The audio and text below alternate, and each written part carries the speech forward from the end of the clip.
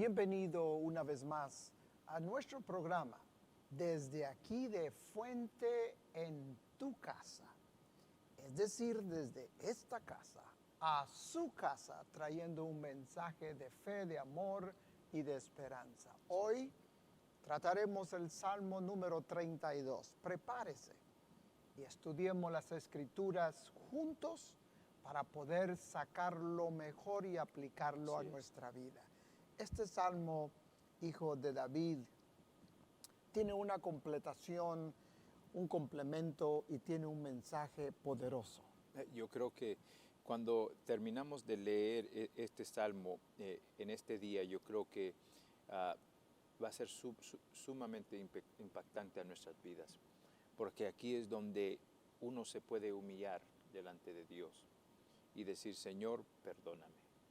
Porque la Biblia claramente dice, todos caemos cortos de la gloria de Dios. Es algo que es presente. No es que lo hice 20 años atrás, pero el humilde dice simplemente, yo he caído de la gloria de Dios. Yo cometo errores, yo peco, he cometido pecados. Y porque he cometido pecados, he entendido la verdad y recibido la verdad. Y por lo tanto Dios me libera de todas esas angustias, todas esas transgresiones. Pero aquí nos explica muy bien y hay una porción, una parte donde David habla, o el salmista mejor dicho, habla y Dios responde. Me encanta porque Dios responde y entonces el salmista una vez habla de regreso, pero es algo impactante a nuestras vidas que es necesario como un cristiano, es necesario como un hijo de Dios siempre tener este corazón. Como tú dijiste el día pasado, papá, el humilde Dios lo va a exaltar, pero primordialmente tenemos que ser humilde, no decir que somos humildes, pero ser humilde. Y es decir, Señor, cometo errores, ayúdame y perdóname. La verdadera humildad nace del corazón, Así es. del interior y no del exterior, No. que a veces somos confundidos. En este Salmo, hijo, podemos ver el gozo que hay en el perdón. Así es. ¿Se puede usted imaginar? Hay gozo en ser perdonado. Así ¿Le es. recuerdo algo? Que el primer día que usted vino a Cristo Jesús y sus pecados fueron perdonados, ¿qué acaso no se le ha olvidado ya que derramó lágrimas de gozo? Porque sus pecados habían sido perdonados y su nombre había sido escrito en el libro de la vida. Este salmo nos lleva a nosotros a la confesión de David del perdón y el gozo que hay después de recibirlo. Note cómo dice, bienaventurado aquel cuya transgresión ha sido perdonada y cubierto su pecado. Bienaventurado el hombre quien Jehová no culpa de iniquidad. Así es. Y en cuyo espíritu no hay engaño. Bienaventurado, es decir, feliz. Dichoso. Es decir, bendecido. Hay algo que Dios nos promete cuando no podemos decir simplemente vamos a ser bendecidos porque decimos que somos bendecidos o porque alguien nos dice bendiciones, voy a recibir bendiciones. No, hay algo que Dios nos está enseñando para ser feliz, para ser completo, para tener ese gozo, para tener esa paz. Esa paz que quiere decir que estoy completo en todo. Entonces hay algo que necesita suceder, por eso dice, bienaventurado aquel cuyas transgresiones ha sido perdonados. Es decir, cuando venimos primero para ser perdonados, tengo que venir delante de Dios. Y así David entendía sus transgresiones. David entendía dónde había cometido sus errores. Y viene con Dios y dice, contra ti y solamente ti, Jehová, yo he pecado. Y cuando podemos venir con Él, seremos bienaventurados porque Él con su amor nos cubre, papá. Claro que sí. La siguiente sección del verso 3 al 5 dice, mientras callé, se envejecieron mis huesos y en mi gemir todo el día, porque de día y de noche se agravó sobre mí tu mano. Se volvió mi verdor en sequedades de verano. Selah. Mi pecado te declaré. Ahí está la confesión. Mi pecado te declaré, y no encubrí mi iniquidad. Dije, confesaré mis transgresiones a Jehová, y tú perdonaste la maldad de mi pecado. Otra vez dice, Selah, pausa. Y vuelvo a enfatizar lo que dice la Biblia. El que confiesa su pecado, su error, su falta, su fracaso, el que lo confiesa y se aparta, dice la Biblia, alcanzará de Dios misericordia. Sí, yo creo que eso es lo más difícil para todos nosotros, es confesar el pecado. Es decir, mira, he cometido un error, he fracasado de esta manera. Por eso es algo que es evidente en las iglesias hoy en día. Cuando hay errores, fracasos, lo que pasa es que la gente huye, la gente se va o desarrolla excusas, o deflejan de lo que está sucediendo. Pero tú hiciste esto, pero tú también hiciste lo otro, en vez de simplemente ser humilde. Y es difícil, porque es fácil decirlo, es otra cosa hacerlo. Correcto. Y cuando dejamos nuestro orgullo a un lado, que nuestro orgullo nos lleva a un lugar de destrucción, es lo que dice Proverbios. Pero cuando podemos tomar nuestro orgullo y ponerlo a un lado y decir que yo tengo un Dios, que en contra Él yo he pecado. Yo tengo un Dios que en contra Él yo sé que yo he cometido errores y fracasos. Y por lo tanto me encanta lo que David empieza a decir, y él dice, mi pecado te declaré. Es decir, aquí es donde yo fallé, que es muy importante, porque no es como que Dios no sabe. No es como un padre que, oh sí, hiciste esto. Sorpresa. No, Dios sí sabe. Pero yo creo que es algo que el creyente, el que está hablando, el Hijo de Dios, está realizando qué Él ha hecho. Y cómo Él puede venir delante de Dios y decir, Señor, necesito tu ayuda. Porque eso es lo que decimos cuando pecamos y confesamos a Dios, decimos, Señor, yo necesito tu ayuda. ¿Qué es el paso que tengo que tomar? Porque arrepentir es cambiar de dirección, pero muchos no sabemos qué dirección. Pero es cuando Dios nos enseña, esta es la dirección que yo quiero que tú tomes para que te vaya bien y para que seas bienaventurado. Es un ejemplo muy importante, hijo. ¿Cómo nosotros corregimos a nuestros hijos? Porque es un ejemplo cómo Dios corrige a sus hijos. Debe de ser con amor. Así es. Debe de ser con comprensión, pero a la misma vez es un proceso. Así es. Y el proceso se inicia cuando nosotros le pedimos perdón a Dios y le confesamos. Y eso es lo más difícil, porque la gente del día de hoy no quiere admitir sus errores. No queremos admitir nuestros errores, le echamos la culpa como Adán se le echó a Eva. Así es. A todo mundo menos nosotros. Sí, es el orgullo que es lo peor de nosotros. El orgullo donde pensamos que nuestra justificación viene por nuestras acciones, pero nuestra justificación viene por la fe que yo tengo en Dios. Cuando yo puedo decir, no, la Biblia sí dice, así dice su palabra, que si yo digo que no tengo pecado, que no peco jamás, entonces soy un mentiroso.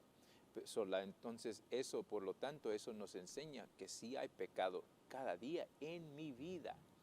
Y lo que tengo que hacer es reflejar con ello y ir con Dios, y Dios me ilumina el paso necesario para que yo me arrepiente, cambia completamente de dirección a la dirección no de otra opinión, no de otro hombre, no de lo que dice el mundo, no de lo que dice la cultura, las tradiciones aún religiosas, pero lo que dice Dios y su palabra.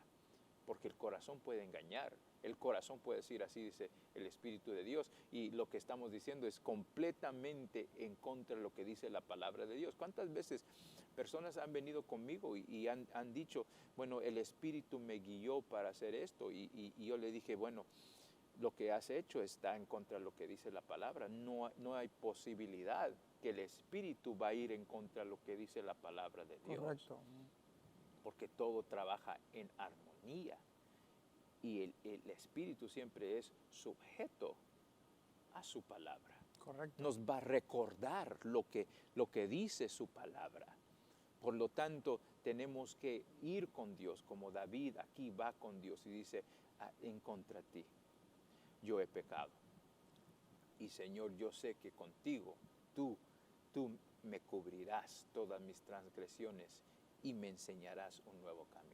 La siguiente sección de este salmo es del verso 6 y 7 y dice, por esto orará a ti todo santo Wow, en el tiempo en que pueda ser hallado. así es. O sea que hay un tiempo que ya no pueda ser hallado. Mientras que pueda ser hallado hay que buscarlo. Así es. Ciertamente en la inundación de muchas aguas no llegaron estas a él. Ujú. Tú eres mi refugio.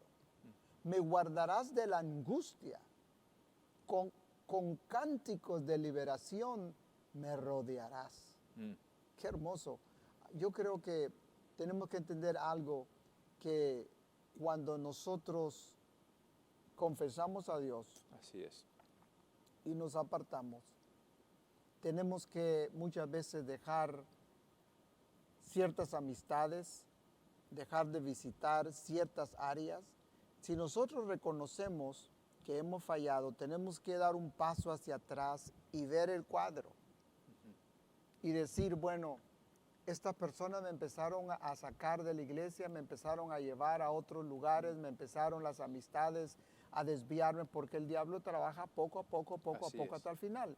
Hasta que no reconozcamos nosotros mismos y le pidamos perdón a Dios, entonces se inicia. John Maxwell dijo, no es cómo el hombre cae o la mujer, Ujú. de qué forma cae, Así es. sino lo importante es cómo se levanta Así es. para seguir caminando. Sí, yo creo que como tengo que regresar a lo mismo, es cuando venimos delante de Dios, es no solamente decir, Señor, he pecado aquí, pero es decir, si hay arrepentimiento, ¿en qué dirección tengo que ir? Porque muchos pecamos porque escuchamos que Dios nos dice, tienes que hacer esto y no lo hacemos. Correcto. Y cuando no lo hacemos, hemos decidido, como Jonás, ir en otra dirección. Él dice, yo no voy a hacer esto porque tú no sabes cómo ellos han sido con nosotros. Y tenía razón, Jonás. La realidad es que eran malísimos los de Nínive. Malísimos. Por eso Enemigos. al final, Nínive fue destruido. Pero Dios quería dar una oportunidad. Nos enseña que Dios no solamente quería que Israel fuera salvo, pero que todo el mundo fuese salvo.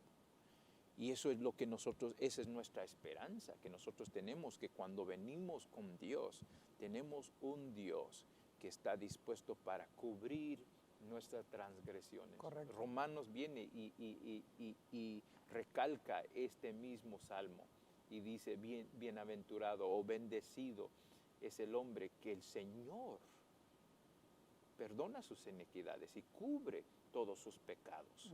Eso es lo que nosotros tenemos con Dios, que entendemos que Él es un Dios que ciertamente cuando venimos con Él va a cubrir, Él va a perdonar, pero también nos va a instruir, papá, hacia el camino que es sumamente necesario para no regresar jamás al lugar donde nosotros estuvimos. Y esto se vive mucho el día de hoy en las iglesias. Nosotros los pastores, hijo, pasamos por esto continuamente. Gente fracasa y piensa que al haber pecado o fallado, ya no puede continuar en la iglesia. Y entonces, ¿qué hacen? Se van a otra iglesia y como que son nuevos allá, recién convertidos. Un reset. Y eso no trabaja así, porque ¿cómo podemos espiritual. engañar a Dios? Así es.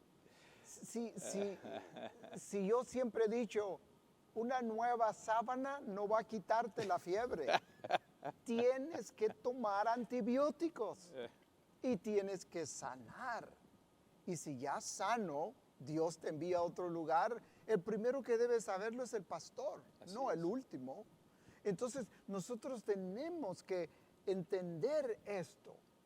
¿Cómo lo hizo David?